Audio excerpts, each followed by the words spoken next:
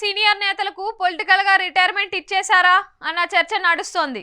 ఉమ్మడి విజయనగరం జిల్లాలో చూసుకుంటే దశాబ్దాలుగా రాజకీయాలు చేసిన వారు 2024 ఎన్నికల్లో పోటీకి దూరంగా ఉన్నారా లేక వారిని దూరం పెట్టారా అన్న ప్రశ్నలు ఉదయిస్తున్నాయి. విజయనగరం జిల్లా అంటేనే కేంద్ర మాజీ మంత్రి పూసపాటి అశోక్ గజపతి రాజు ఠక్కున గుర్తుకు వస్తారు. ఆయన జిల్లా రాజకీయాలను 4.5 దశాబ్దాలుగా శాసించారు.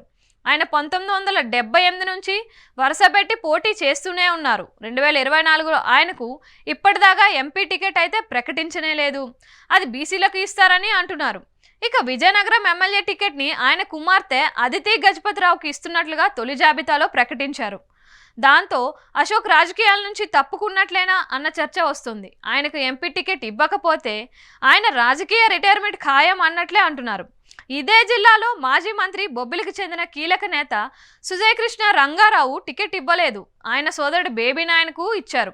దాంతో సుజయ్ కృష్ణ రంగారావు రాజకీయం ముగిసినట్లేనా అన్న అనుమానాలు కూడా వస్తున్నాయి. నెల్లిమల్ల విషయానికి వస్తే 1983 నుంచి పోటీ చేస్తూ అనేక సార్లు గెలిచి మంత్రిగా కూడా పనిచేసిన పతివాడ నారాయణస్వామి నాయుడు కుటుంబానికి ఈసారి నో టికెట్ అని చెప్పేశారు. పొత్తులో జనసేనకు ఈ టికెట్ ఇచ్చేశారు. దాంతో పతివాడ వారసులు షాక్కి గురయ్యారు. పెద్ద ఆయన పతివాడు కూడా రాజకీయాల నుంచి తప్పుకున్నట్లే. ఇక కిమిడి కళా వెంకట్రావు ఉన్నారు. ఆయన సీనియర్ మోస్ట్ లీడర్. 1983 నుంచి ఎన్నికల్లో పోటీ చేస్తూ వస్తున్నారు. ఆయన శ్రీకాకుళం జిల్లా ఎచ్చెర్ల టికెట్ని కోరుకుంటున్నారు. అధినాయకత్వం అయితే ఆయన్ను చీపురుపల్లి నుంచి పోటీ చేయమని కోరినట్లుగా వార్తలు వచ్చాయి. ఆయన ఎచ్చెర్లు ఇస్తేనే పోటీ అంటున్నారు. అక్కడ కొత్త ముఖానికి ఈసారి పరిచయం చేద్దామని టీడీపీ ఆలోచనలో ఉందని టాకు.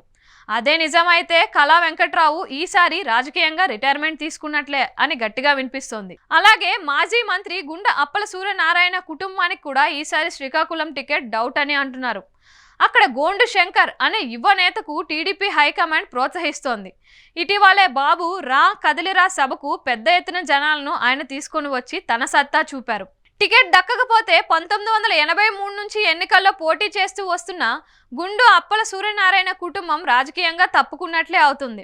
విశాఖ జిల్లాలో చూసుకుంటే మాజీ మంత్రి బండారు సత్యనారాయణమూర్తి టికెట్ డైలమాలో పడింది.